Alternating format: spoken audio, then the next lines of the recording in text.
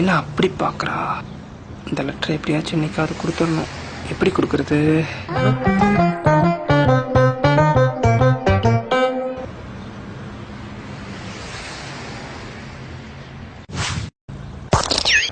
பாருடா. டேய் குட்டி பையா, இங்க வா.